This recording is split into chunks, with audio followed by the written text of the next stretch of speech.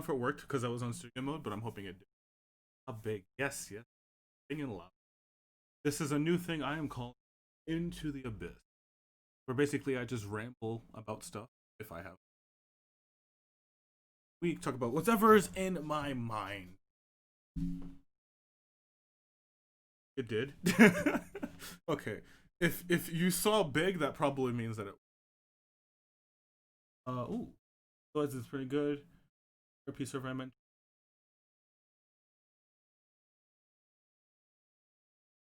I don't remember because I have a memory very sporadic. But I'm glad that you're getting rid of the pick, so maybe. I'm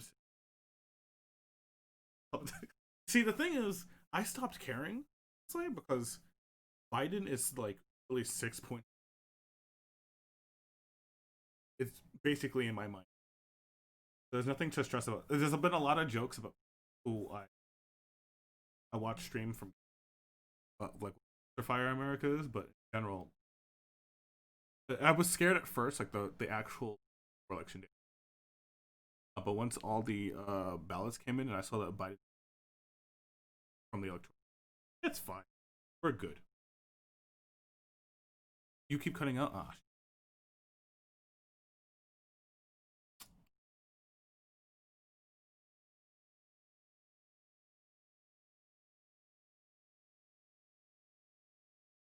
all right. Is this better? Hopefully this is better. I had to lower the threshold so I didn't cut out as much. You hear like 3/4 of what I'm saying. Okay, so to repeat what I was saying, I didn't really stress too much about. First of all, I'm glad that you guys are, or Tyranny, you're getting your person who was running the RP server outs because they were toxic. But I'm glad that you guys are stressing because I'm not. Because there's nothing to really for me to stress about. Once I saw how big Biden's lead was, I was like, he's literally right now 6 points away from winning. And I know there's going to be a whole riot and craziness, but that's to be expected when you literally have a fascist that is your president. So once that's all over, it'll be fine. As long as I don't get shot or like hurt or anyone I love gets hurt, I'll be fine. People are gonna get hurt. Like there's no way around that. Lurk till I finish my league game. No problem. Yes. So what I was trying to say earlier is this is a new segment. We'll just call it Into the Abyss. I was gonna get rid of the stream avatars and just make it a completely empty void, but it's fine. We're gonna be doing a couple of things today. I'm just gonna be rambling about whatever's on my mind. Have like loose points to go through, etc. etc. Cool. So today's topic, which we have a little prompt up for, is gonna be, of course, D&D, Dungeon Dragons, role playing games, things like. So if you have been here consistently, you might have heard the announcement. If not, I'm moving away from the Endless Dungeon. There was a lot of issues basically on the back end part, and I couldn't get enough players to play weekly, so I decided instead I'm going to do one shots, right? And instead of one shots, because I wanted to try out a bunch of different styles of RPGs, different RPG games, etc., etc. Most of them are going to be following in the line of 5th edition, but I do want to try things like Warhammer, Palladium, and just steal a bunch of stuff that I think are really cool. So I'm going to do what I call tri-shots, which is basically 3 one-shots, in the same universe spread over a couple of weeks with different players. And then I'll have things like players will be able to take like multiple actions instead of just the attack action or whatever. Like just a bunch of things to try to test out how I want to try through role-playing games. Because I feel like the way that 5th edition is currently run, I know everyone loves it and it's a great system, and like honestly it is a good system. When you read a lot of like the other D&D system-esques type stuff like Rogue, no, sorry, not roguelikes, to like RPG tabletop games, they're very 5e is the simplest, and yet it still has enough complexity to make it still D&D.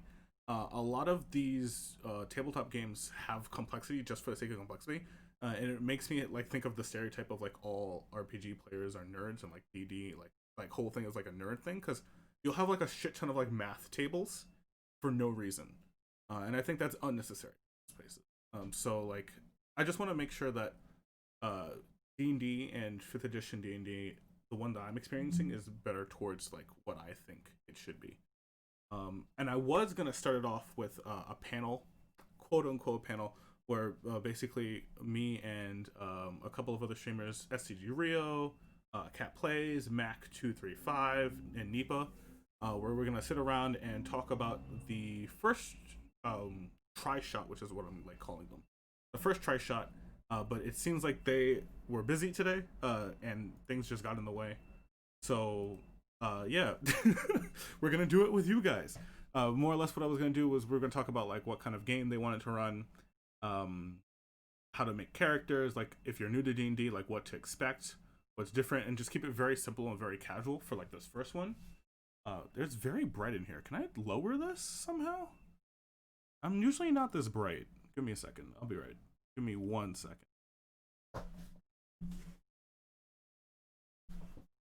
Oh, that just made it worse. Let's see if we can adjust our webcams. Because I'm super bright. I'm not even that bright on my actual webcam. That's insane. Okay. Filters. I just decrease the brightness slightly. Not gonna help too much, but still. It's something. I was bright. Anyway. So I was gonna do that. We were gonna like talk about like what the first try shot should be, um, how they want to make their characters, what like to expect, etc., etc. But like I said, they all had stuff to do, so I'm gonna do it with you guys, and also gonna show you guys like the game. I'm gonna plan on setting it up, etc., etc. That's like into my mind. The first thing I was gonna ask them was like, when they think of D&D, what do they think of? And a lot of people, that's very different. I wish I had someone like, if you guys want to respond to these questions, that's perfectly fine. I could actually like pull up something, or I could put them in chat. That might, yeah, stuff like when you think of D&D, what's the thing you think of? When I think of D&D, I have a very different perception than what normal people think of D&D, and I know that because I mean I'm weird. But I think of more of a classical OSR back in the old school days, D&D, where it's like swords and dragons, and like you are basically a adventurer and not a hero, which is a very different. Like we use them the same way today, because they're more maths and wacky meme acting. This is true. There's definitely like that's another part of D&D for me, but the majority of it is that you are an adventurer. You are a person who takes on dangerous jobs and dangerous roles, for the sake of either gold or some sort of goal that you have. It could be retribution, it could be vengeance, it could be like a whole bunch of things. It could be redemption is one of like you have like a goal in mind, but the scenarios that you're getting yourself into are dangerous for every other day-to-day person, and it's still dangerous for you. Like going into a goblin camo or even talking down like a king or someone in a political setting is still dangerous because the possibility of failure leads it to that you might be injured.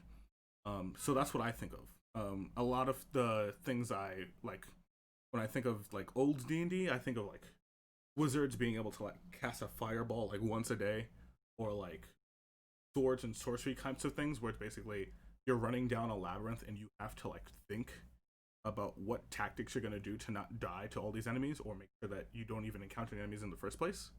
Because in my mind, D&D is a lot of just like people consider it wargaming, and it's not like I get it, but in my mind, D&D is a lot more focused on like trying to make sure that your characters and their role play and their survival all are part of the same like cusp. I'm not sure if I'm making sense. I'm gonna be rambling a lot. But that's like in general I think of when you're like talking to the townskeep. You're not like, I'm gonna blow up your fucking house with my fireball, because that's like your one fireball for the day, and you might need it to defend yourself from like the guards or whatever. Or when you're sleeping, like things are just very important in general. Like you want to make sure that you have all your potions and your tents and stuff like that. Where traditionally, not traditionally, more common these days is when you're playing D&D, it's more cinematic and heroic, and I love cinematic stuff. You guys, if you've played in the Endless Dungeon, you might not know it, but I actually love when people take like long striding scenes forward, like describing their combat, basically like cutting down multiple foes at the same time. That shit gets me going. Like it's so good. But there's also like a lot of fun to be had. Like the chaos you can get from D&D alone, just because you have four people who came together just to roleplay their characters, is so beautiful. It's so good. You'll literally have like a dragonborn sorcerer who like walks forward, and is like the most scholarly person ever, and then a paladin who cares nothing except for the fact that people don't worship his god. And just between, they don't even have like conflicting ideas, but just between the two of them role playing together, makes things just insane. It's like you can get, oh my god, I'm not doing a great job explaining it because words is an issue for me, but that's one of my favorite other parts of D&D. Like when I think of D&D, I think of those two things. You get really strange interactions between characters role playing or role playing with NPCs, and characters who have to actually think about their survival because they're always going into, even if it's not just combat, like talking to people can be dangerous because depending on if you're talking to a general or a king or just trying to get your way out of your friend out of prison, like there are always consequences. Um, so that's basically what I think. But wacky memes and acting is definitely something on the nose, for me at least. The next question I was going to ask: when you play games, what kind of games do you like? Do you like games that challenge your mind? Do you like games that let you interact with the lore, the characters, or the other players? Do you like games that let you gas? Do you like games discover? There's like a whole different host of games, and like because people are more formative with games from Twitch, I was gonna pull that into for the one shot, um, because I feel like that's the best way to amplify like what D&D has. D&D, you can use anything in your imagination, which is fantastic. You can have multiple things. Like if you have a rope, it's not just a rope. It can be useful to climbing. It can be something to strangle. You can use it to literally like make a makeshift pulley to lift like a boulder or something. There's 1,000 things you can do with a rope, and it's like such a simple object. So I find, for at least for when I'm teaching new players, it's like easy to find what they enjoy, and then try to give them examples off of. So like games that challenge your mind, like D&D has a host of puzzles. Like the DM could throw literally just a session of nothing but riddles and puzzles, and the players can have a great time if that's what they like. When you interact with other players, you don't have to literally say it if you know how to play D&D or you've played D&D before, but you can have sessions where it's literally just you role playing over like a fire in like a camp and like discussing stories and like talking about like past memories and stuff like that, and you can get really beautiful and some really great emotions out of it. So I wanted to like discuss that and tell them like how that works. But yeah. Oh, I should also put this in fucking.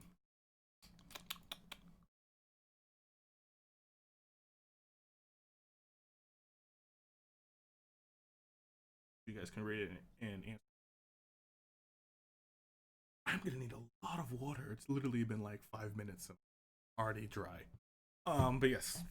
The next thing was like, uh, when you're new, sometimes people have a very intricate idea of what their character is gonna be. Some people are like, I was working with this girl when for not a one shot, a D&D game that I was playing in for a little bit, where she wanted to play as like a nightcrawler esque assassin, where she wanted to teleport around the battlefield, cloak herself in like darkness and like kill people with her daggers. So I suggested that she play a shadow sorcerer or literally like any kind of like a rogue would be fine, and she ended up going with the shadow sorcerer. But it's really interesting to think that you can like tweak things from pop culture or like just in general your mind and try to fit into D&D, and especially if the DM allows it, it will fit really well. So it's just like having an idea of what your character is, and you can just pull it out of thin air and make it something that can interact with other people is fantastic. But like sometimes you don't have an idea. Sometimes you're like literally just Bob the fighter who they found in the tavern, and then at the end of your whole like campaign or whatever arc you're going on, Bob ends up being a general in the army or a king or a fucking princess's bride or something. Like it could be entirely different like than what you started out with, and I think that's just a beautiful part of D&D.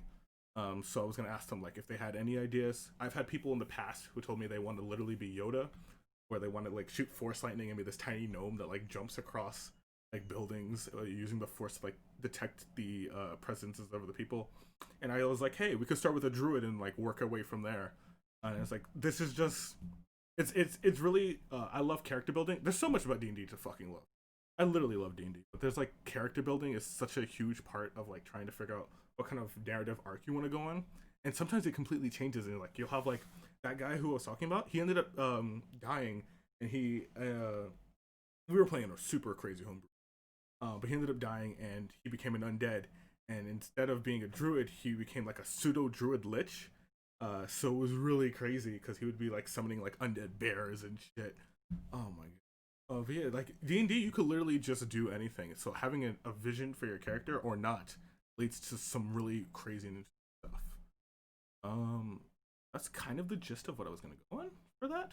I probably come back to it.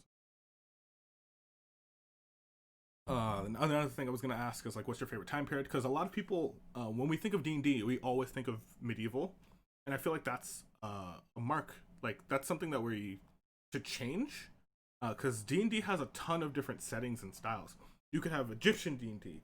Planescape is a thing. If for those of you who don't know what Planescape is basically like outer space pirate travel D&D where you travel to different. It's like Star Trek D&D, where you travel to different worlds, you interact with different colonies and people and things like that. You go on like space battles. You travel to different elemental planes. It's actually fantastic. Like I've never played in it, but I've seen videos of it, and I had a DM who ran it. Not exactly, but he ran a like small like mini version of it, where for like a good 6 sessions we were just traveling throughout different lands and different elemental planes, and it was fucking beautiful. Oh god, oh, how's it going? D&D diversity. I played in a D&D game where it's basically sliders from plane to plane. Oh yeah, that sounds. Ours was a little more like sea voyagey, whereas like we would travel to the plane, and the or a planet. It was more like a planet than a plane. And then we would stop there. We'd interact with the inhabitants, like the Feywild. He had his own like Klingon like planet because he was super huge Star Trek nerd. And it was super fun because you would, instead of having to travel around like Faerun or whatever, you get to experience all these different technologies.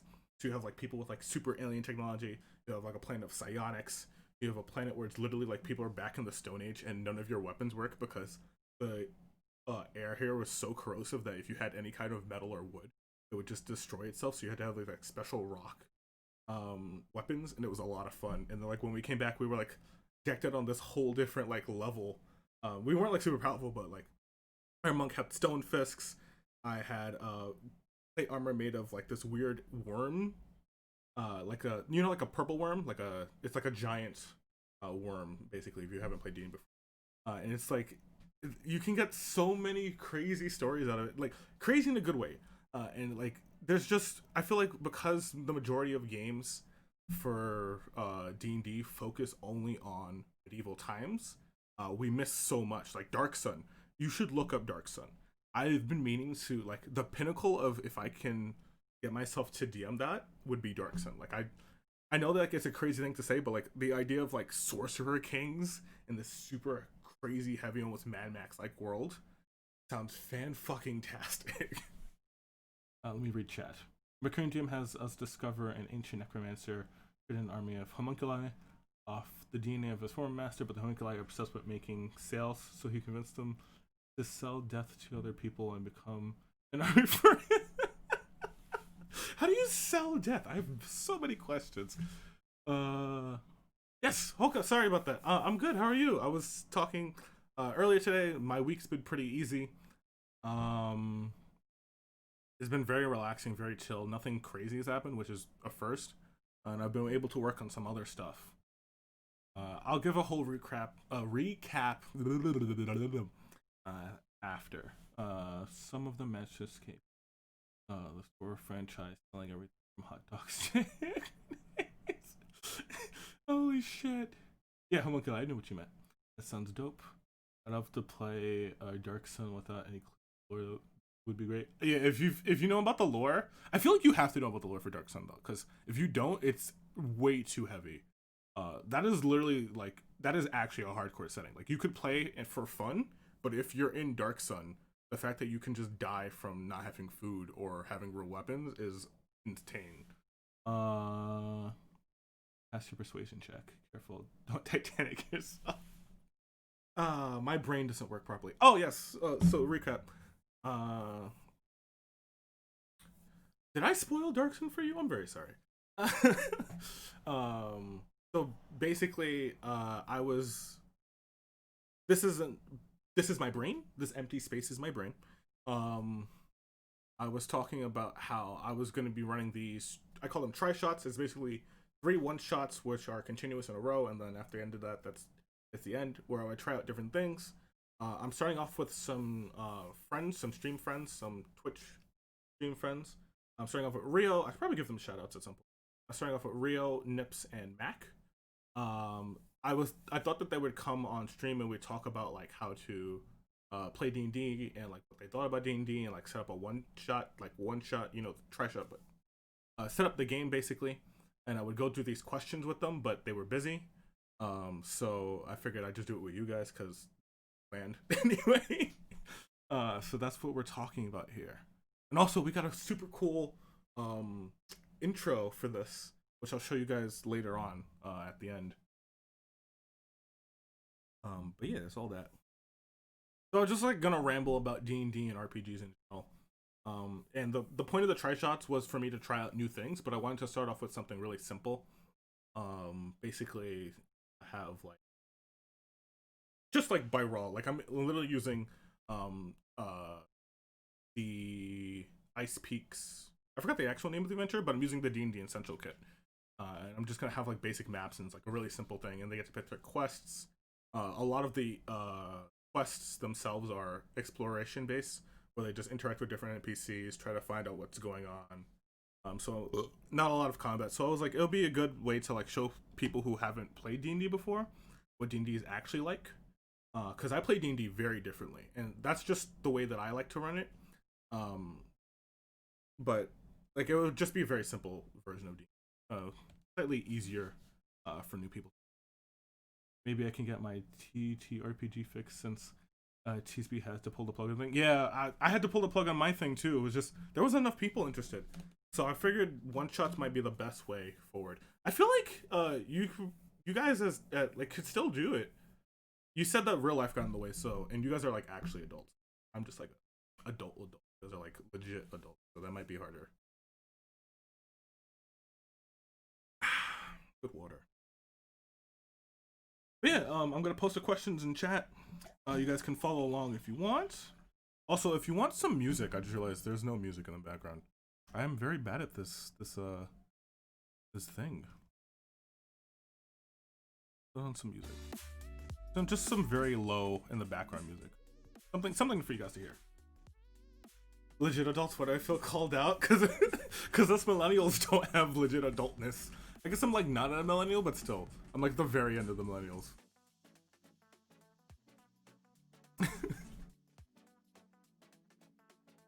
Yes. Hopefully the music isn't too loud. It's just something for you guys to hear in case it gets quiet.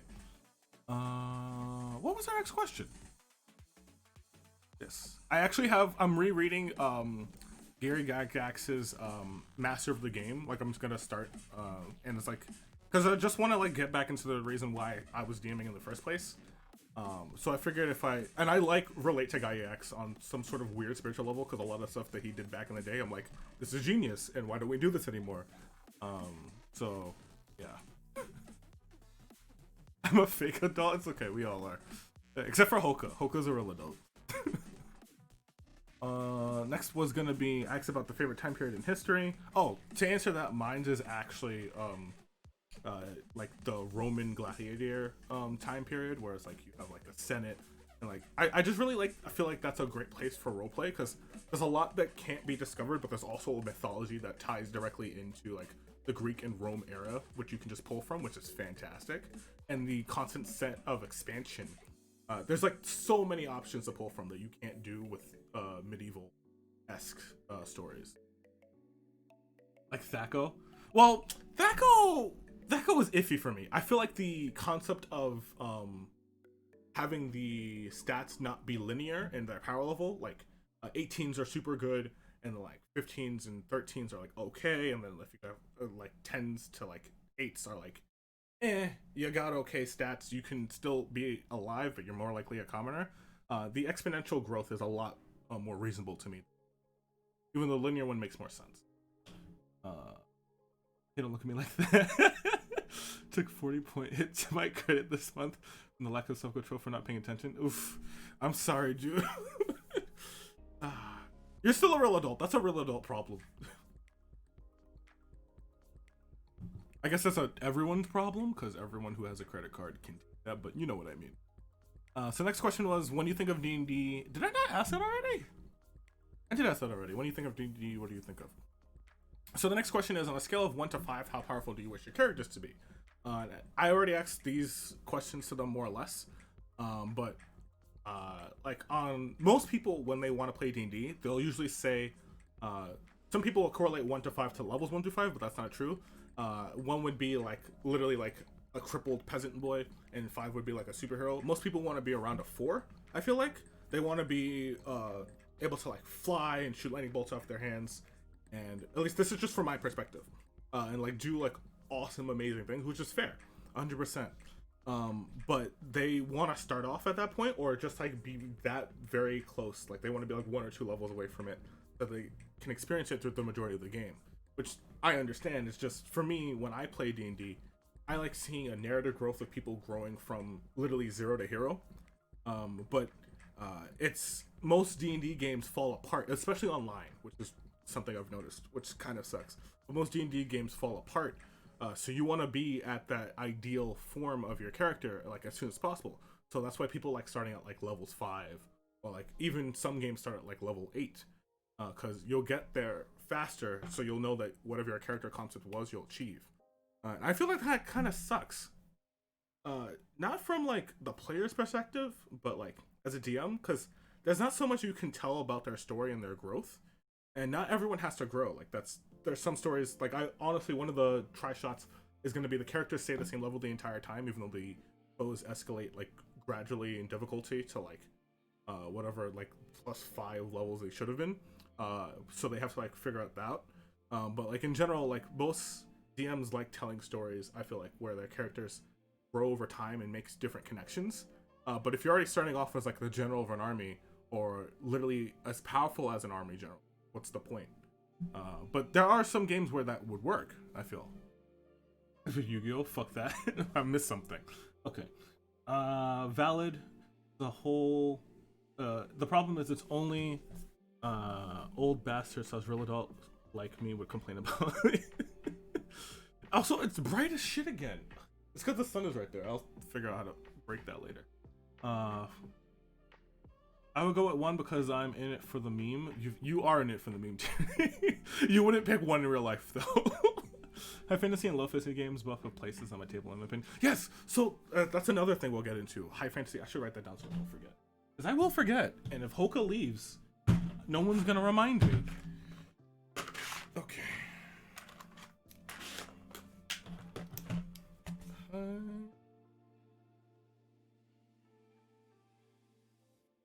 Anyway, high fantasy and low fantasy, I feel like they both, I mean, for me, like, I'll explain later what I mean by them, but they both do have a place on my table.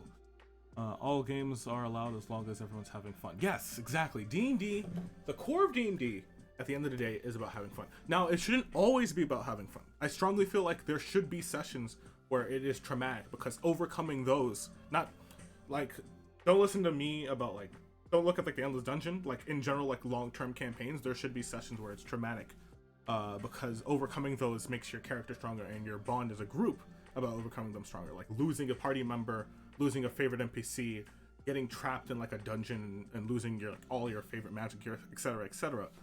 Those things make great stories, because when you think back on it, you're like, damn, we really overcame this. And sometimes those aren't fun in the moment, but they'll be fun in the future. I've never gotten over level 5 in 5e. I actually got to level 10. I was like, holy, I played it a level 20 one shot, but that's different. I actually got to level 10, and I was like, holy shit, I never thought I'd get this far. This is amazing. Except Yu-Gi-Oh, fuck that. Because Yu-Gi-Oh is not fun. I see now. Okay, I understand.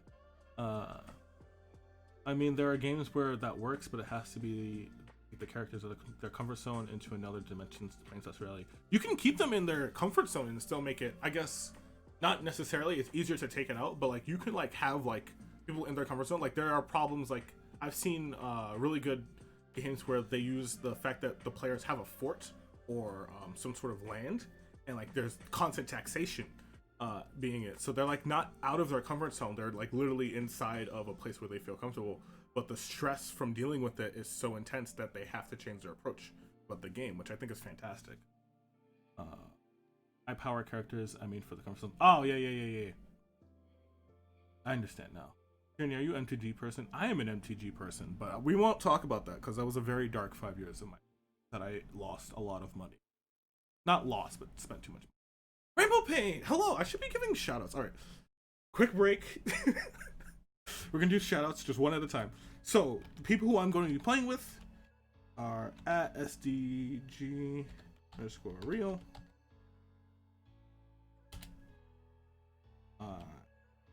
Shout out to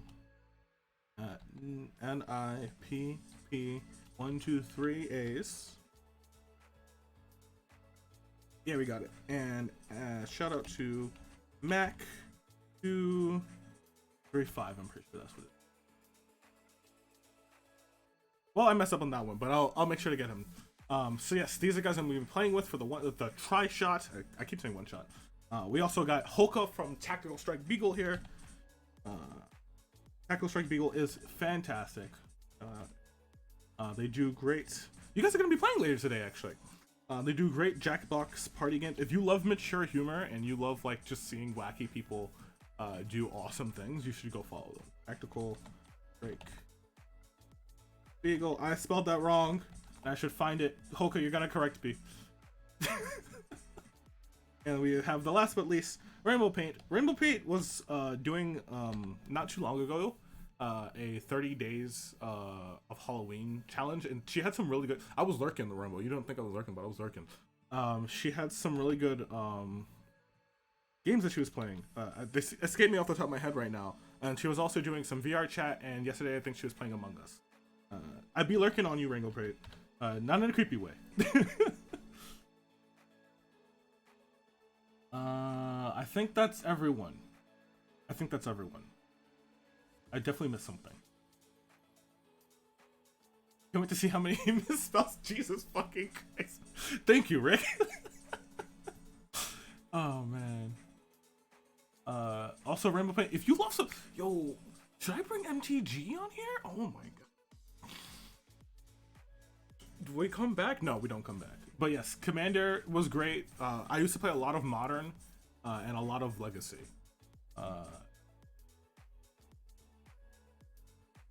I really want to do Kingmaker type games.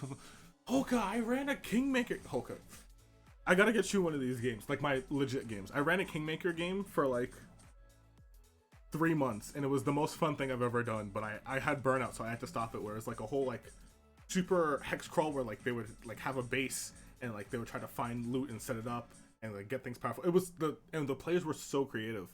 Like there was catapults on the base, and I like mentioned them in passing. And they're like, "Can we fix them up and like use them against a raid for bandits?" I was like, and they explored, like they found like a fairy keep. It was so good. It was so good.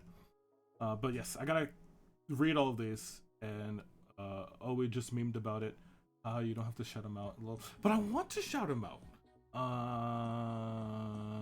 The D&D Sliders game sounds amazing. I definitely missed that. Hulk, you're gonna have to remind me about what the D&D Sliders game is. If we're talking about Planescape, then that might be the D&D side. I know I've been seeing you. No. I haven't been chatting. That's not true. You haven't seen me. It was well timed, just saying. Let's go, dude. Type 2 all the way down here. I love to learn about Commander. So. MTG is free on Epic Games. MTG is free on Epic Games? Holy shit. Are you talking about Duel or Arena? I think they're called Arenas now. I haven't followed it in like 3 years. I'm thinking about playing this for a month. You should tell your social Fortnite people. Disgusting. Alright, now I'm caught up on chat. But yeah, that I'm gonna write that down so I don't forget, because I will forget. My memory is actually hot. MTG.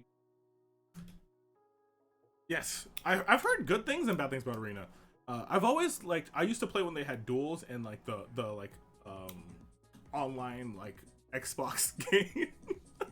I used to play that with my friend. I honestly played with the like actual physical cards, but when we would hang out at his house, we would play that because it was like super easy to just play 1v1s with in the like chat and like eat things without getting our cards dirty, which is really nice.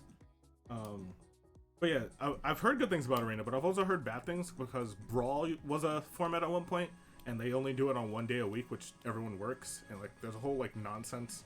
And also the ban list apparently got like super hectic for Modern and Standard. It was like over the past 3 years, a shit ton of cards got banned. I still have some friends who play, but we don't really talk about that currently.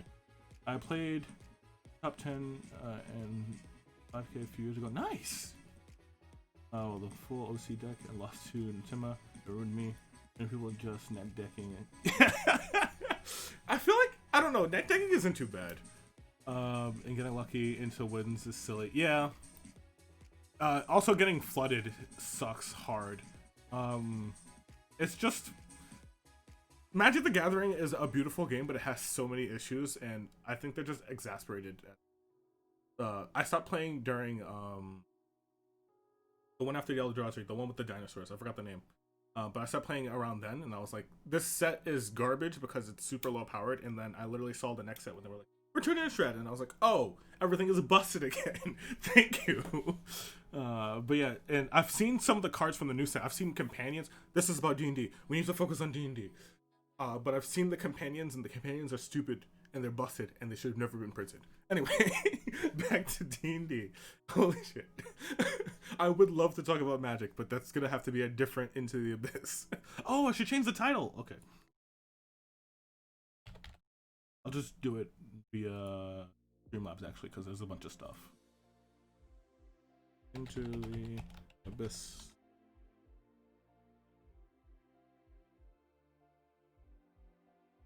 No. You're fine. Just being distracted is fine. I am the one who's adamant on being focused.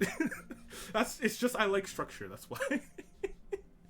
But please feel free to talk about anything. Yes. Okay. So, high fantasy and low fantasy. I've written it down for some reason. I'm pretty sure Hoka mentioned it. I feel like people do high fantasy and low fantasy, like both sides. I really feel like people do high fantasy wrong and low fantasy. I've seen I've seen very few games online and like read about. I'm sure like when people are playing, it's totally different. But even the games I've played with, I'm like, people do low fantasy very wrong and they do high fantasy very wrong. When they think of high fantasy, a lot of people think of like the Lord of the Rings, but they really should be thinking about Eberron. Eberron is high fantasy as fuck, right? As a setting, magic is literally everywhere.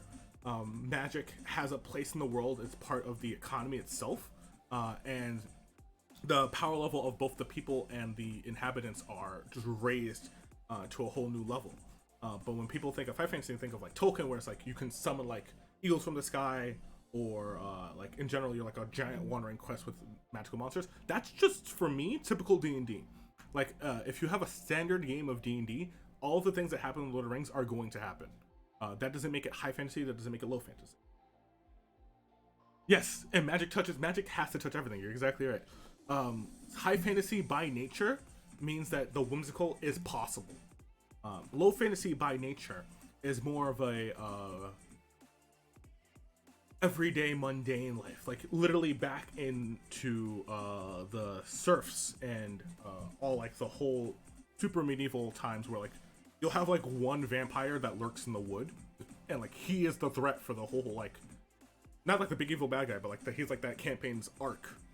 You won't have like a lot of like mystical monsters. The people that you'll be dealing with are more or less everyday goons. Like you'll have like bandits, or like the challenge mayor will be super vile and you have to like get rid of his corruption and things. That is low fantasy. But people, when they do low fantasy, they'll throw like a goblin cave and then like have like goblins spawn out like all the time, which is fine. Everyone should be entitled to their own style of game. But they'll also hand out like magic weapons, and like there'll be like this one blacksmith that just happens to have all of the magic. There should not be a magic shop in a low fantasy game. Like you should not be able to just buy magic weapons. Magic itself should be scary. If you have a spellcaster, everyone's like, oh, spellcasting is illegal and like shunned on and stuff. That's fine, but if you have a spellcaster, they should be afraid to cast spells for the simple fact that casting spells itself like destroys the fabric of the universe. So they should be more afraid of the fact that they have this power than anything else. That's just how I see low fantasy, and I feel like a lot of people do it, and everyone's entitled to their own opinion. I am literally the outlier for the majority of things in my life. I just see that, in my opinion, people do them wrong. Yes, risk reward balancing is more. In high fantasy, you have less risk and more reward. In low fantasy, you have more risk and still the same amount of reward, and sometimes even less. And like you can like in low fantasy, like break your leg, and like finding the cure for a disease should be like the task. Like you should have like a paladin just like cure it with his lay on hands. Like you have septic shock, or like you have like fucking leprosy, and that's like a whole like thing. But that's just me. Also, if the music is too loud, let me know. Yes. I think that's what we were talking about. I asked about. Oh, I think I was gonna ask them to stay back on track was if they are comfortable with virtual tabletops or more theater of the mind. I prefer virtual tabletops when I play online. I've played both styles, both online and offline. Offline, people tend to get more distracted, and you have to have a lot of drawing skill, which I don't have. If I was Gen X, whatever, easily would be able to do just offline, online drawing. Just draw out a map real quick, lines in the sand, everything, hair, have random stuff. But I am not an actual artist. I can make very simple stuff, and I use Illustrator to like fix everything for me. So I find that having like pre-made maps that work out and stuff like this, yeah, that's the second problem. I'm gonna get to that. But the second problem with me is I hate the modules. I find that the way that modules are set up or run, or like the scenarios of the majority of them, are very boring. I love Curse of Strahd. I love the Storm King's Thunder. I love Curse of the Dragon Queen. I've run a little bit of Tomb of Annihilation. I started off with that, trying to get that going, and I read through Descendant Avernus, and I was going to run it for my offline D&D group at the time. And then like while I was reading it, I was like, this is actually really good but really crazy, and I'm not sure that this is what my party wants, so I decided to tweak it. And a lot of the modules, I feel like if you run it as is, you miss out on a lot of like the juicy stuff of D&D. So the DM has to tweak things, which is perfectly fine. Everyone should have their own experience regardless. Yes, SKT is great. Sword King Thunder is great. Sword King Thunder was my first module, actually. It was the one that I played as a player.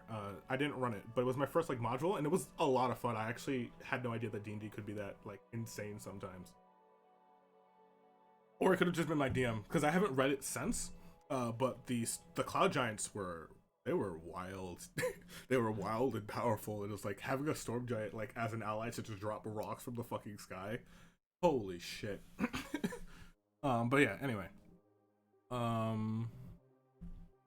The modules are great. What was I talking about? Shit.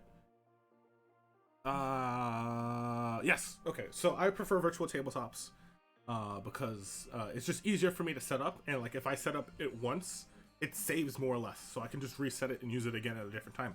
But if I use it Theater of the Mind, I can get more cinematic game flow and things like that. But because of the way I like to do combat in general, it tends to be a lot more confusing. I'm also not a very good person roleplay wise. Like I love roleplay, but most of my RP interactions are kind of very basic, and it's something I have to work on as a DM. But like NPC wise, but if I do it on a virtual tabletop, I have like assets that I can pull from. I didn't do it in the Endless Dungeon because that was a lot of work, but I have assets I can pull from. I have tropes. I can like literally look up things online and make it super easy.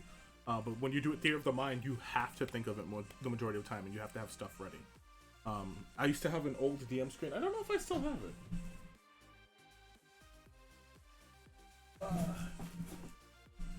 So I used to use two binders placed together as a DM screen, and I would like flip through the pages. It's a little bright, so you guys might not be able to see. I used to be able to like flip through the pages. I'd have like a list of like, right, isn't it? Oh, I'm on the wrong side anyway. I used to have like a list of like gods. I have a list of like different types of magic, weapons, like the whole shenanigan. Like this was when I first started gaming. I don't really use this as much anymore. But I used to have two binders of like just like shit that I could just flip through to make sure I have stuff like RP interactions, certain like quotes and things like that, and it made my life super easy for Theater of the Mind. But doing it online in person, not having my binder, like I could have it out in front of me, but it makes things a lot more difficult because my desk isn't massive, and not having that like just immediately at your hands to like flip through and like come up on the spot, I find it just makes my life a lot harder and more stressful. Now I'm super dark. God fucking damn it. Oh, anyway. Let me read this. Oh, I just buy the modules. Because you are a Gen X compared to me. I'm not, Rick. Do you remember when we played Champed Up? Your art was literally like 3 times better than mine. Swim is great. RP directions are important for players to invest into as well. Yes, but I feel like on that's something we should definitely get into at some point. On the it's a lot more important for the DM to have roleplay that's engaging than it is for the players, because the players can be more reactive in general. RP is the main reason I like D&D. Yes, a lot of people like that's the thing I've talked about earlier. But a lot of people, when they play D&D, like roleplay is the majority of the reason you even play D&D, like role playing with other people, and I feel like that's entirely fine. You called me your cam. Ah, thank you, Hoka. That makes more sense. Maybe I should start off by showing a white screen in general so that the lighting gets reset to its proper amount. That's smart. Wait, okay. I gotta read the chat again because there was something that was important and I missed. RP directions are important for the place. Yes. So it's like RP role playing in general is one of the most least supported pillars of D&D, but yet is one of the most common that you'll find in a game. But yet at the same time, for me, for some reason, I find it the hardest. It's probably because I'm socially awkward and have like anxiety and a whole bunch of other issues. But like, it's super hard to get engaging roleplay and making sure that your characters are interesting, because you'll work on a character for like 2-3 hours and think that they're interesting, that like have like a whole lot of like things lined up for them, like a history for the characters you're interacting with, an idea, and it's honestly hit or miss for the players, because some players might want to interact with them, some of them won't, and that's just D&D in general. Like, you'll never know like what happens either way. But I find that it's I was going somewhere with this and I forgot. I find that it's easier for you to have engaging characters if they're like archetypes. So like on a DM's part, like I try to make most of my characters like archetypes, because it's like you'll have like the rootin' tootin' western cowboy like person who have like probably like not a gun but like a crossbow on their hip, and like people will like understand like what to expect from them, and then you can twist that out of it, and that usually helps a lot. But having like a typical barmaid or something where people want to engage in like a larger social crowd, it's something I struggle with, I guess. So I try to shy away from that, and I usually focus more on exploration and combat. But I actually am looking forward to these like tree shots, because it gives me a little chance to try to work on my RP. I used to be really good at it actually when I first started DMing. People enjoyed my role playing way more than they enjoyed my combats and my like exploration mazes, and I don't know what the fuck happened. For sure, throw a trope onto a character as a DM so you know what to do with them. Yes. Have you seen Don John? I have not seen Don John. I have not seen or read or watched. I'm assuming it's a movie.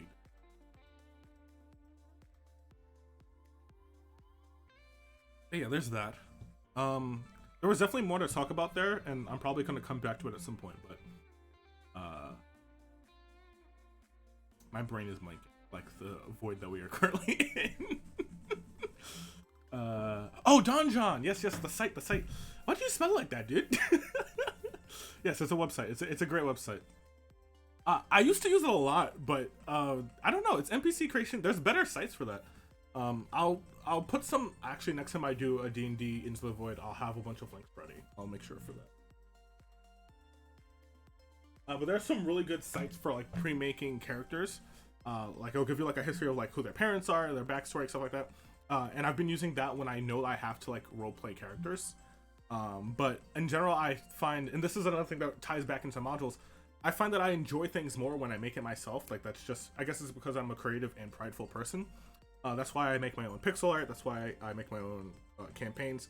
And I know that like the majority of stuff is easier if you just literally steal it and then edit it from there. But for me, it's a lot more fun because I'm more of a, as a DM, I'm a more hands-on world building kind of person. All right, what happened? I was discussing politics with the lads for some reason. We're still talking about D&D. Share info on your Discord then. I should share the info on my Discord. Thank you, Hoka. Hoka, what would I do without you?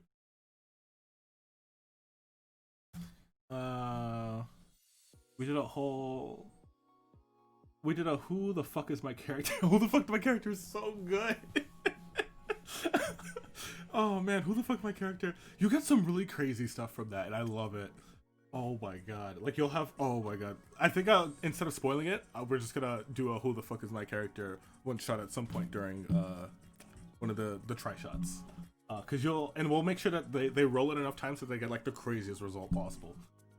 Oh, by the way, Levi, you said you wanted to try out Warhammer. I actually have the PDF and the web PR, which is like D&D, but you just die. Oh, that sounds great to me. It's like D&D, but you just die. Yeah, I definitely want to play Warhammer at some point. The new edition, the fourth edition. Dan Track, thank you, Hogan. This is what you would do. This is what you would do without me. I would ramble forever. Want me to tell you about our fucking save car? I will. I can't imagine trying to play around with this. I'm so excited. Oh my god. I've heard so many good things about Warhammer in general. Like, I'm actually really excited. I don't know why I haven't tried it yet. Like, it's literally a dark, gritty version of D&D. And that's what I've been trying to do for forever. And I'm like, I should just be playing this. But if it's a little too intense, I might not. But we'll see. We were talking about RP. We were talking about Theater of the Mind. So yeah, you're going to see me use map tools, most likely. Because they didn't want something... Foundry was a little too intimidating. And I totally understand that. Like, the entire reason I use Foundry is for the customization, not so much for the UI. So I'm probably gonna use map tools and keep it mostly towards myself because it's easier for me to understand where things are that way. But I'll have them Theater of the Mind it so that it's more cinematic and hopefully people won't get lost, but we'll see. I've literally only Theater of the Mind one of the games I've tried to run before, and it was such a failure that I never did it again. I bought a map for that game too. I still have it in my like room. I bought a Chessex map because it was such a fucking name. I'm just very bad at describing like useful information in scenes.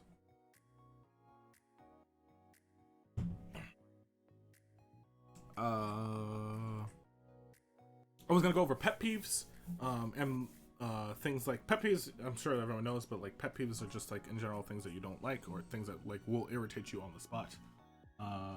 No, I'm not gonna read this yet. I'm gonna go over pet peeves. So mine's are metagaming and players refusing to roleplay. And when I say players refusing to roleplay, I don't mean a lot of people when they think of roleplay, they think of roleplay as social roleplay, and like we were talking about that earlier, like roleplay. But like all of D&D is roleplaying. You can roleplay in combat, you can roleplay in exploration, you can roleplay in social environment.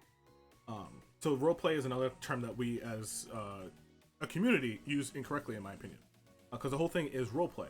But when we're talking specifically about social roleplay, that's what I struggle with. But yeah, like when I say roleplay, I mean the whole three.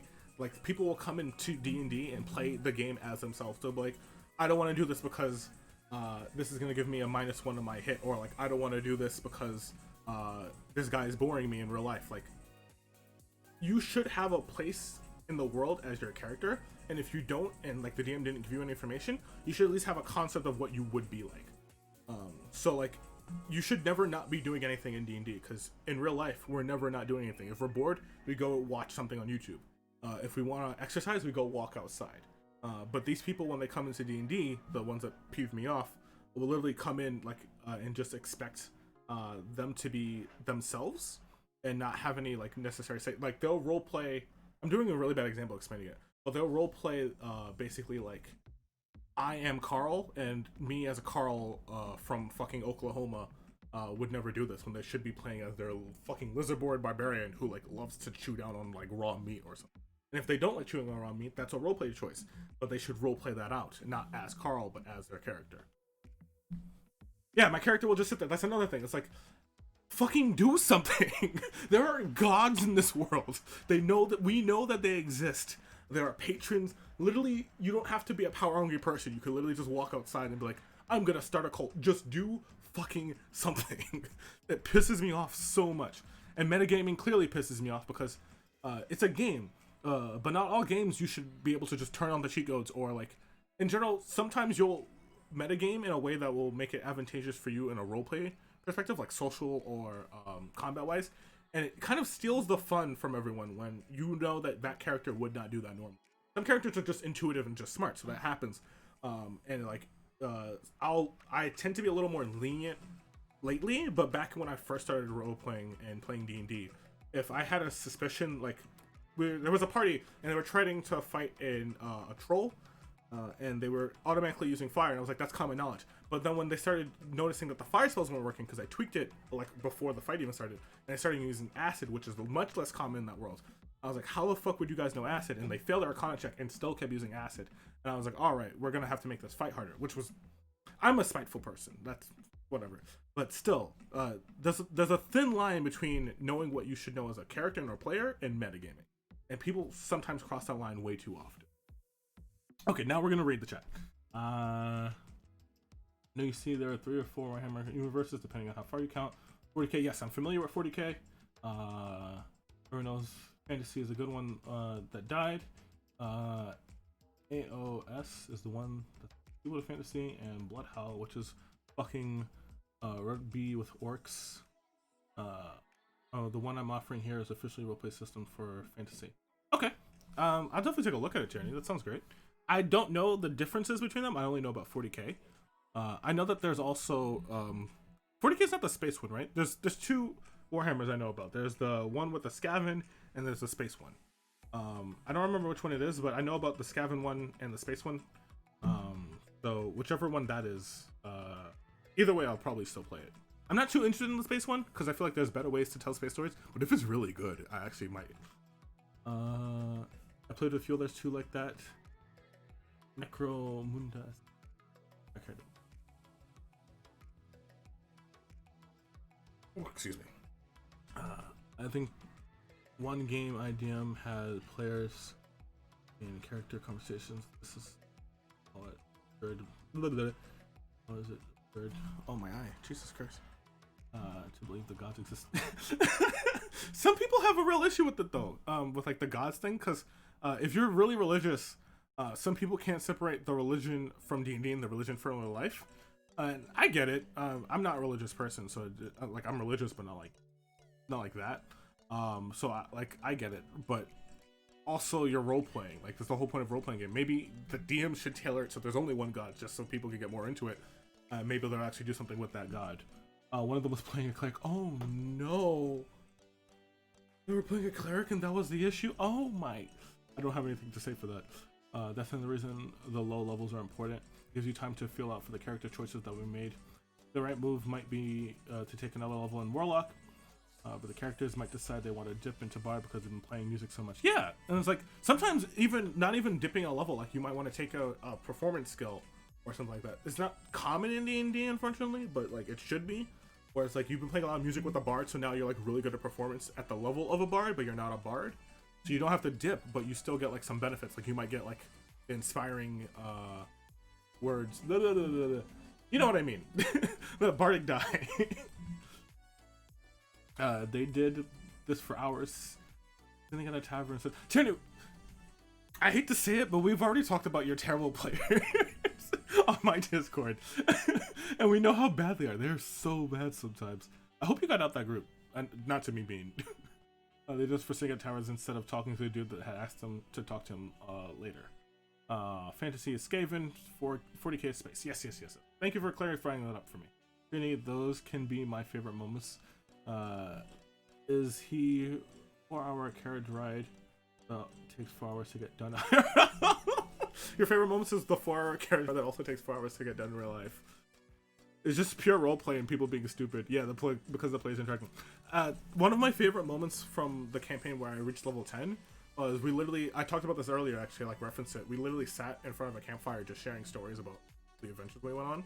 And there was like a lot of heartfelt moments where my character was playing at the time, which was a monk, had to express the fact that we were in like his temple for his god. I was a monk cleric. It was weird.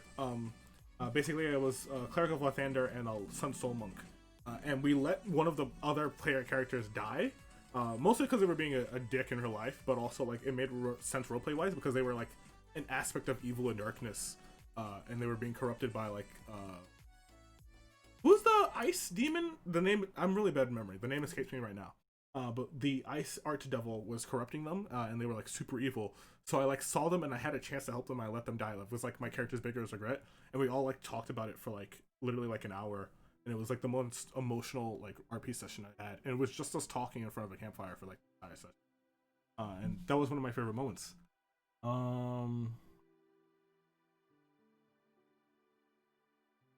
I got off track. If you're interested, I recommend this YouTube series called The Emperor Had a text-to-speech device. It does a good job explaining the lore. It's hilarious and kind of every time. You send it to me, or at least type me a message so I can remember, because I will forget. I'll write it down as well.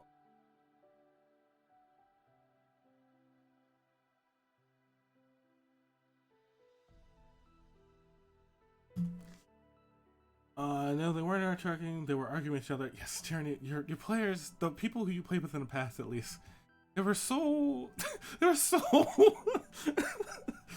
Oh man. Oh, gross. They make me angry. I keep feeling. Oh man. My favorite 5e character was terrible character power-wise. The highest stat was 12, and he was obsessed with rocks. When Temple of Elemental Evil, there was an Earth room. I don't give any spoilers, but long story short, it was almost too great because he had to check the rocks. I also always wanted to run the Temple of Elemental Evil because, like, the old school version, because apparently that was like super deadly and super hard. But also like apparently it was really good in the lore and exploration department. But I've never actually done it. I should give it a look at sometime. LEvistus, thank you. It's the same name as me, but not. LEvistus. Funny enough, my fave 5e moment was Charles Bunnyman from Ted. Was it really? Oh, it means a lot, dude. Holy shit. Who at one point legit took a whole feat and learned magic just to clean his own pants.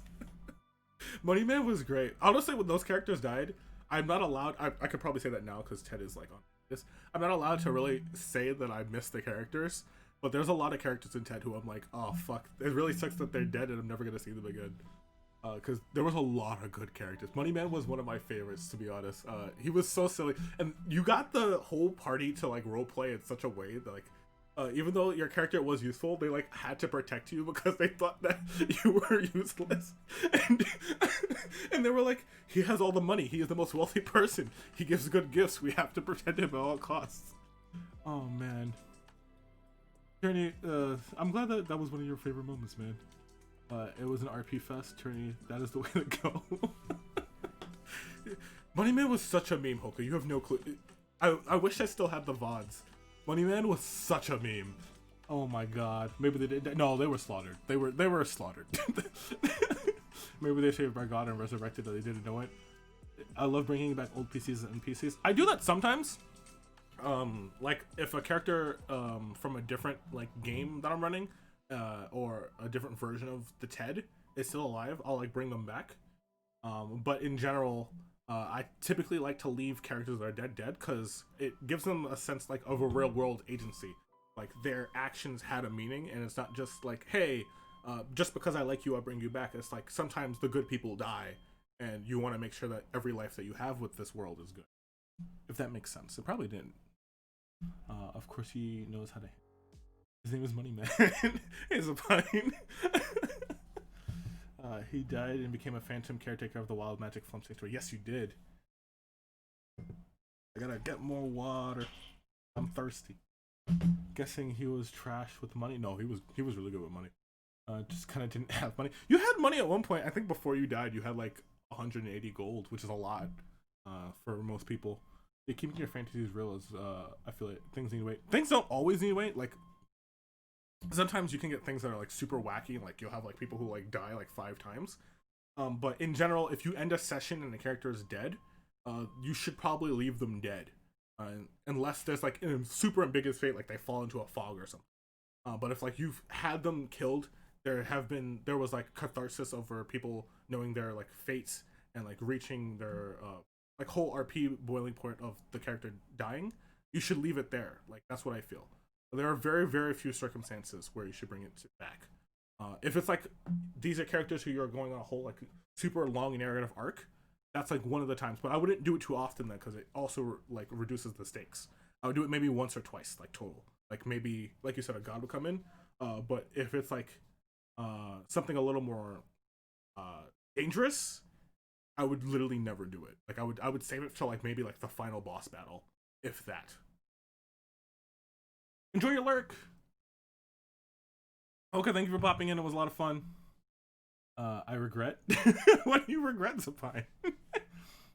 I should have upgraded myself. Oh god. Yeah, kept characters dead. Oh, the music stopped. But yeah, keeping characters dead is important. It was my favorite general RP moments when characters just dying and yes, that's why I wanted to do. We don't do it. I believe Tyranny is a pine. We're here for that. We don't do it now, but the last breath was supposed to be kind of like a blaze of glory. Unfortunately, it didn't work out in the long run because of resolve and like a whole bunch of other issues. But it was supposed to be like your character dies and like you have this one like blaze of glory where you go out like charging and swinging. I think the problem is I should have made it longer. I probably should have made it instead of 1 round like 3 rounds, whereas like you like have like 3 rounds to fight or something like that. I've been thinking about it a lot lately actually. But I wanted it to be like your character like tries to valiantly do something for your party before you go down, because just dying in a like last minute whisper sucks, and it sucks the fun of the game because a lot of players, I've had characters that have died before, but I'm usually okay with it because I'm running the fucking Ted. But for a lot of players, it sucks the fun of it because you literally just made this character, you experience all these cool emotions and actions with them, and then you go out and then you don't do anything, and that sucks. And I don't mind having more cinematic deaths if it makes it for more interesting roleplay and storytelling. Fucking rats one shot me like for the HP. I remember that. That was great. I shouldn't be laughing, but it was really funny. Oh my god. Okay. I think that's the majority of our questions. The last question I was gonna ask them is if I could be vivid and gory with my descriptions. I enjoy doing so, but I don't want to cause discomfort. I love being vivid and like gory. Vivid in the sense of like describing intricate details of like useless shit, and gory as you guys would know if you've played in TED before, where it's like you cut through the goblin's stomach and like their entrails pop out, blood bursts against the side of your face.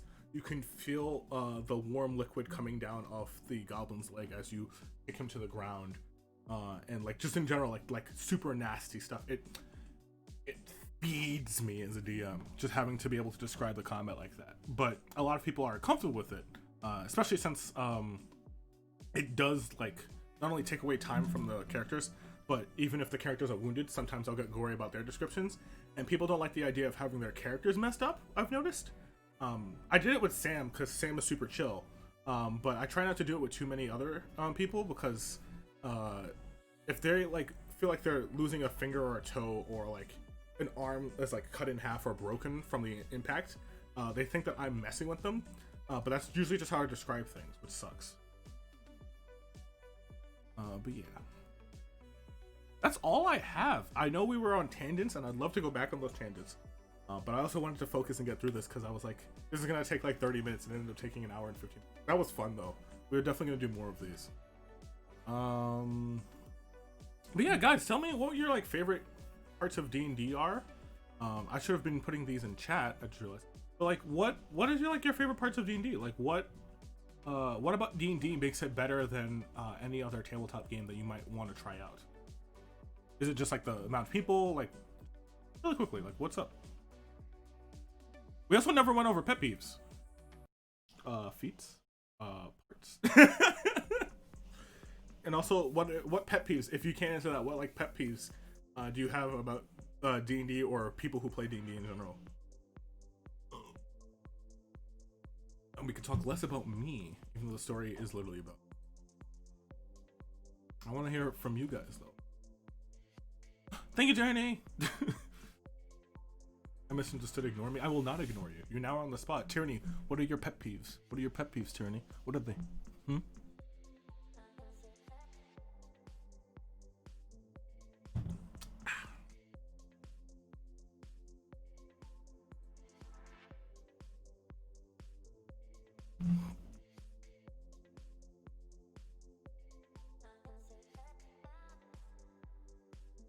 hot in here. I'm gonna turn on the fan. I'll be right back.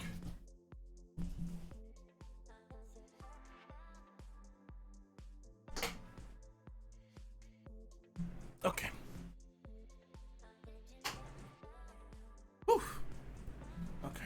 Hopefully you guys can't hear that. Yeah.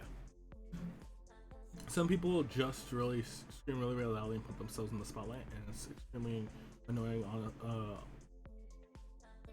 it's extremely annoying, but it does sort of make me less passively want to get involved.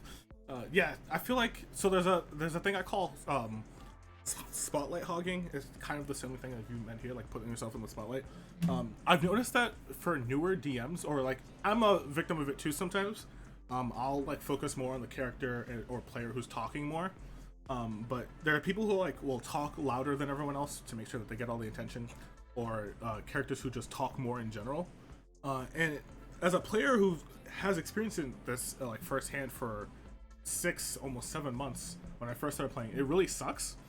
And there's no real workaround to me that comes about it, because you could tell like everyone has like an equal amount of time. You could be like, all right, you switch over to the next person, which is what you're supposed to do as a DM. But oftentimes what happens is you'll switch over to one person, they'll talk about what they want to do, and then when you try to resolve it, the next person comes up and they're just bored. So whatever they want to do, they don't feel like doing it. And when you take each person's turn and give them like a certain like role or initiative or things like that, like you would in combat, it ends up slowing down the game in general, but also making people just bored because they have to wait for their turn. So there's no real workaround from me, at least when I think about it, because it's like the person who's hogging up all the spotlight and time is at least moving the game, but the person who can't talk feels left out, which is honestly the worst part of any part of D&D, because you came here to interact with other people, but when you try to get back to interacting with people, in general, people just kind of shut down, which sucks. I think I've been probably playing with people who suck in general as a pine, because I've tried it like 3 or 4 times already, and in general it has not worked out for me. But if it worked out for you, that's pretty good. Thism! Hey Thism, how's it going? Like I've tried using initiative for like RP purposes, like you guys gotta go around town or split things out, or like just taking turns in general for like role playing between merchants. And in general, it doesn't work out. Like the loud person will still be loud, the quiet person will still be quiet, and people who are interested will be, and people who aren't still won't be. So it literally affects nothing for me. And if anything, it slows down the game. Had a player in Plultus campaign that was incapable of shutting up. What did you do then? Good, thanks. In Pathfinder in 30 minutes. Oh, Jesus Christ. Well, thank you for popping in then.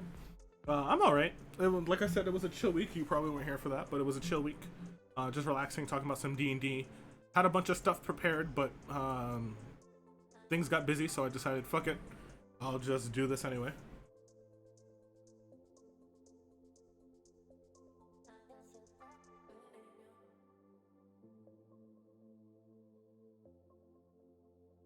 A big part of it is also, in general, trying not to step on other people's territory. So someone keeps saying that they supposedly think, oh, I don't want to interrupt them. This person has gotten this detail about my character wrong, but I don't want to correct them. The DM skipped my turn. But the fighter is very excited to deal with the killing blow. Best just let it go. Which means I involve myself even less and less. That sucks, Tyranny. I don't have all the answers, and I'm sure that there are other really smart people here. I'm actually not a smart person, so I should say there are other smart people here who might have an idea of what to do there, or people who've been more experienced in D&D. Because everyone should be able to feel like they can interact. That's the real reason that I started. There's like a bunch of reasons, but that's like one of the real reasons I started playing D&D anyway.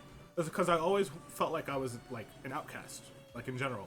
But I knew that for D&D, like everyone gets a fair share, everyone gets a fair turn. So if you're not interacting in the campaign or like in the table that you're playing with, that is the worst. Oh, okay. Well, venting is important too. But someone might have an answer.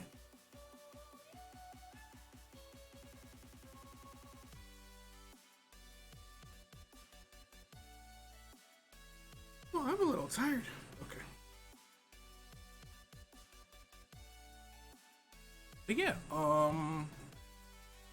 that's all I really got. I also did want to slightly talk about RPGs in general. We talked about it a little bit in the beginning, but I feel like D&D 5e is the most popular because it's the most simple. But there's a lot of different styles of games. Like there's some people who prefer role playing more, and they very much don't enjoy dice, right? So there are like a whole host of different types of tabletop games that I feel like people would enjoy better and playing better. But because 5e dominates the market so much, people tend not to do it out of fear of not having enough people to play with, like as a group or in general. And I think that sucks. That it's great that 5e exploded, and like we have like a whole host of like celebrities now because of it, like Critical Role and like Matt Mercer and the other Matt, the one on YouTube who I forgot. I literally watched his video yesterday, but I forgot his last name. And like there's like a whole like and Brendan, and there's like a whole host of like pseudo celebrities. But because 5e is so big, games like Werewolf or like there's like a Fates system that's really popular don't get as much highlights as they should. Like Pathfinder in general, people know about it because it's like the cousin of D&D. But there's so many other games that like people would enjoy better for roleplay or for combat or for this or for that, that I feel like the community could branch out into and make like each one of them larger and still enjoy D&D. More 3d6 games, damn it. 3d6 was the way to go. Gary Gygax had it right. There's so many, like I feel like the D20 system has its place and the dice being customizable and everything, but like there's so much about just having 3d6 for stats, for rolling for hits, for damage. Like it makes everything so streamlined because you use the same dice for everything, but like also you can diversify it just by adding or lowering the amount of dice. I should make a dice command at some point. Classic metagaming. I missed something, didn't I? Okay, let's scroll up. The only problem I have with the group is that they don't trust my character for some reason. Some very good reasons they really shouldn't know. Oh, yeah, that is classic metagaming. I feel like that happens sometimes. A lot of people don't allow evil characters for stuff like that. Like everyone wants to have everyone trust, but even if a player gets mind controlled, the party will be more on edge for some reason, and that's kind of what it goes back to metagaming for me. It's like knowing the knowledge. That's why I try not to let players know too much, which is a bad thing, honestly.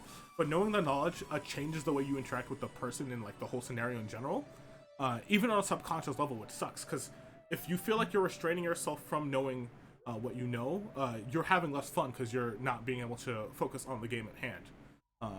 And it's. I don't know how to go off on it, but basically it's kind of gross to think that, like, in general, that's just how people are. Because I never really had that issue. I'm also back. They have games that use card decks now as a way to generate results. There's a Magic the Gathering. So I've been lurking on other D&D streamers. I'm not a D&D streamer anymore, but other streamers who play D&D. And they have a Magic the Gathering like system. I forgot the name of the channel. But basically they like take a deck of Magic cards and they use it to set out the terrain, the effects, the type of enemies they will fight, cool things that their character could do. Like their characters have like their own deck of cards for like special abilities and skills, and I'm like, this is so fucking cool. I'm sure that could be like a whole, like if it was refined, not from just like Magic Gathering, but like as like a RPG deck game, I feel like that could be like an actual like really ingenious system. In Germany, a really big YouTube group, more like TV station to be honest. I should stay in frame like a real YouTuber. Oh fuck. Okay. TV station created its own system, which is way more simple, probably because they're afraid of viewers wouldn't get 5e. Hey, if it works, it works. 5e has a lot of like really stupid rules that they don't need to be there. So as long as it works for the people who are paying attention and everyone's having fun, that's fine. You should tell us. I'll make a channel right now. I'll do that. I have my own D&D Discord, which I should be doing this, but we're gonna call this D&D and discussions.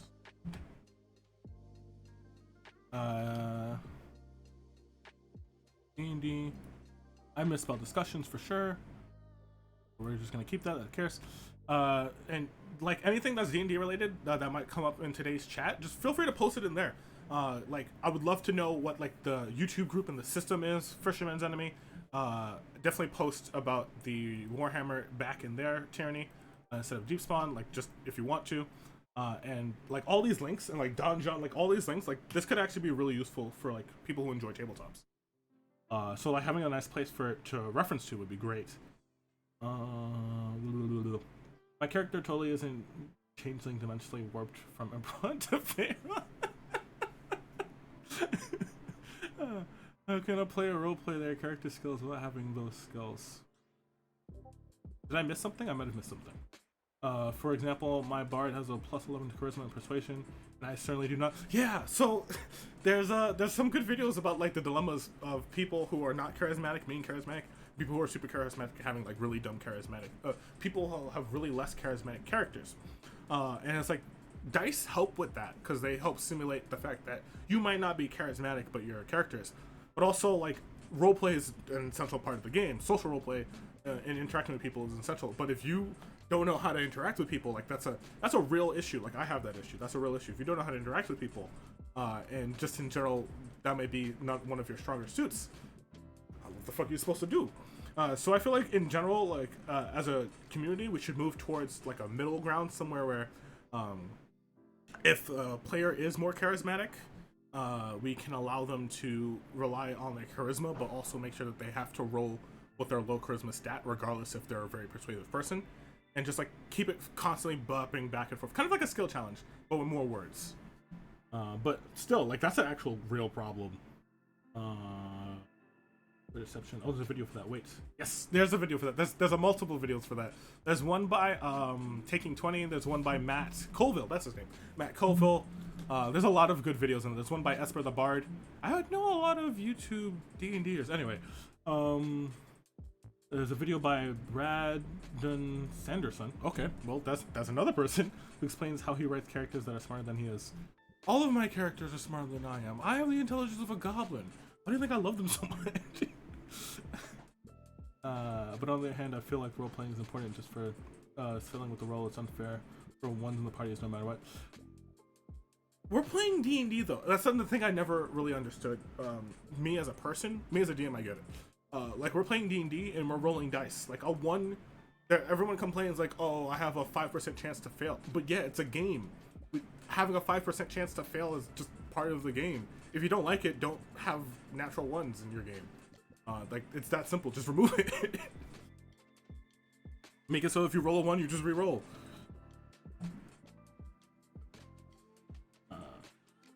So my 11 + 11 permanent advantage will always beat the Blood Hunter and Hardy, which I feel bad resolving with a roll. Tell your DM about it. I mean, you're just venting, so it's not like a huge deal, but like tell your DM about it. Be like, hey, I want them to sometimes roleplay, and maybe you can give them help with your advantage roll. I don't know. Brandon Sanderson wrote The Wheel of Time. There we go. Okay. Brandon Sanderson wrote The Wheel of Time. I'm talking about ones, by the way. Oh. Did I read that wrong? Unfair to one of the party members.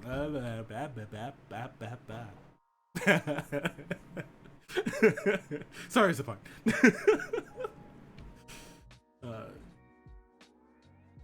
Yeah, there's like, I'm sure that you could like, there's ways to work around it. But if you wanted to be the charismatic person, putting you in the limelight is kind of like their role. Like, love those nat ones. Hey, I love nat ones. Well, like as a DM, I understand why players hate nat ones because you failed at something and it wasn't your fault. Yeah. I think we did a lot of good work today, guys. It was a good place. So yeah, what I'm gonna basically say is either next week on the 14th or 15th, or the week after that, which will be the 22nd, we'll be running this tri-shot. We're gonna be playing. I remember. I have it in my Discord deck. We're gonna be playing.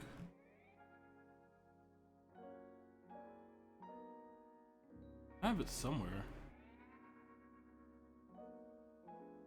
We're playing Dragon of Icespire Peak. That's what we're gonna be playing. If they're here, please don't look it up. But if they're not here, which they're probably not. Yeah, we're gonna be playing that. We're gonna be giving them 2 quests, and then they're gonna fight the dragon for the 3rd and final event. They got to pick their own quests. If the quests are fast, they get to pick another quest. It's gonna be very simple, very fun, very traditional 5e. I'm gonna try my very best not to make things crazy or complicated, and there will be very minimal combat. That is a stipulation for me. They said they were fine with it either way, but one person wasn't too adamant about combat, so I'm gonna keep it as combat simple and combat low as possible. My nat ones are just missing. Oh shit, I played that module like 3 months ago. Yeah. I've heard good things about it. To be honest, nat ones are almost always more entertaining than nat 20s in my current party. That's good. If you have a lot more fun failing than succeeding, it's literally only up from here. Because if you succeed and it's good, and you fail and it's good, you're having a great time. Fisherman, whoever you're playing with, I'm glad that they're so awesome. Like, honestly. Crit confirm is a thing though, so that way. I feel like nat ones don't creatively tend to punish players who emote. I feel like nat 1 should punish you because it's a nat 1 and a nat 20 literally you automatically hit and you deal extra damage. But like I said, I know how it feels for players when they get punished. I had a DM who, if you hadn't rolled a nat 1, your turn automatically end. I use it in previous versions of the D&D games before, and I only use it in that because I knew of how hard it was. Like I knew that like rolling a nat 1 like ends your turn. Like that's, you got to be more careful, more tactical. But it was more of a like whimsical for fun game, and it sucked because we had like fighters and barbarians and rogues, and like if you rolled a nat 1 on your first attack, you literally couldn't do anything, and the spellcaster could just do whatever. So it was like, this is for fun, and now our turn automatically ends. This shouldn't be a thing. Yeah, and at least you guys got resolve. That was a whole different story.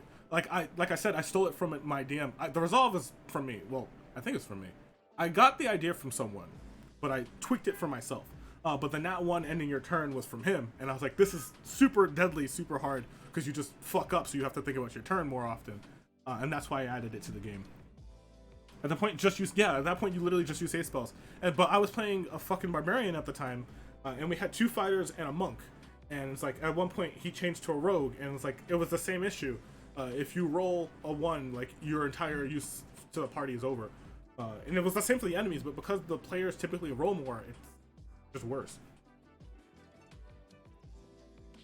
July, by the way, not August. What did I miss? I missed something. We definitely have fun. I gotta move this to the other side. We're gonna move this over here. You guys are gonna see my bad side of my face. The weird side of my face. But yes. Okay. We definitely have fun failing. At one point, we were playing Lost Mines since August, you mean July, with weekly sessions. That's good. I'm glad, man. At one point, just use haste spells. Scroll up to see the same issues I had. I like if I flourishly describe my barbarian jumps double free to midair and lands on his right hand and bounces off and shoots himself in the feet like the Tarrasque with an arrow. It's more likely to end up with me prone, my foot's on the Tarrasque nostril, than just say I just Tarrasque him with a damn one. Yes! Like, Tyranny, that does make sense. I think it's because you give the DM more to work with, so he's more likely to make it bad.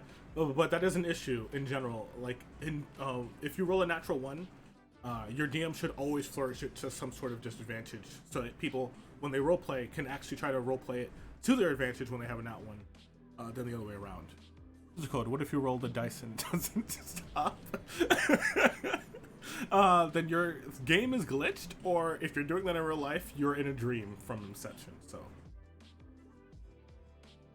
what was I? I was talking about ending the stream. I was talking not ending the stream, but ending this section. But also Delta, welcome. No, don't call me DM. I'm not the DM anymore. I'm not the DM for the next like 6 months. And also, I usually keep my Discord closed, just because it makes my life easier for streaming. But then since I'm in RLL, you have a mirror seconds to live.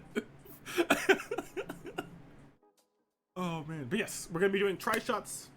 That's kind of why I started with this. Our first one's gonna be the next week or the week after that. I'll probably be running 2 tri-shots at the same time. So I'll start with Rio and Nippa and Mac, and then the same week during that I'll start up a new one, and I'll just like have them alternating. And that will typically be our Mondays and Fridays from now. We'll still be playing video games whenever I'm bored, or there's a time when the sessions are down or things like that. But I do want to get back into playing D&D. All right, so we're gonna move this back over here. I'm sorry, you guys got to see the ugly side of my face, but whatever. Pumpkin King, thank you for the lurk. Your head looks cold. Do you want to come warm me up, Delta? Pick a funny hat. I see now.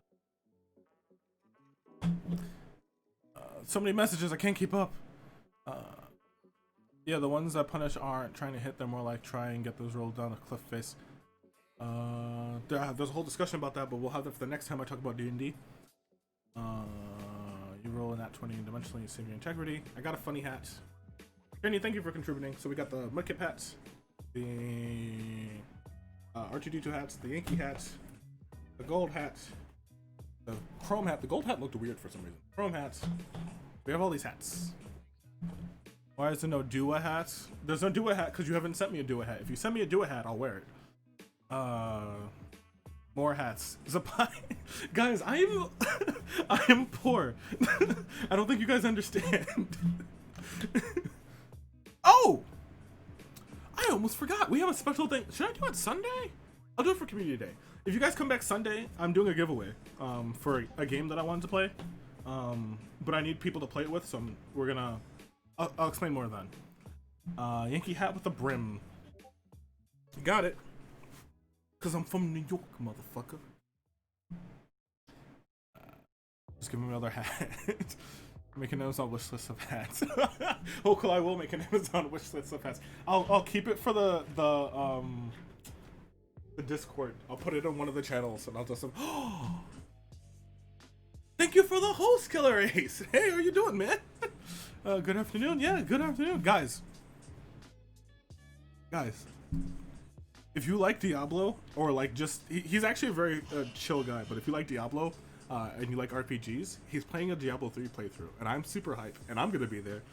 So I'm gonna give a quick shout out to Killer Ace, because I'm fucking hyped. I don't know when that is, but when it happens, I'm gonna fucking be there, no matter what. If I'm at work, I'm gonna fucking have it on my phone and watch the VOD. I'm excited. But how are you doing today? Time to get set up. Thank you, Thism, and enjoy your Pathfinder game. I hope it's a lot of fun. I'm sure it will be, because you're an awesome person, and I've seen the work that you do, and it's really good. It's honestly scary. Hi, Holka and Tyranny. Thank you. Yes. We were talking about D&D. I've been trying to wrap this up for the past 15 minutes now. But yeah, so there's gonna be a lot of one-shots. If you're interested in playing D&D, I'm a very different type of DM. I'm just gonna have to explain that right now. The D&D streamers that you typically see on Twitch, or the D&D games you'll watch on YouTube, are nothing like what I do. But if you're interested in playing D&D with me, I'll make a whole channel.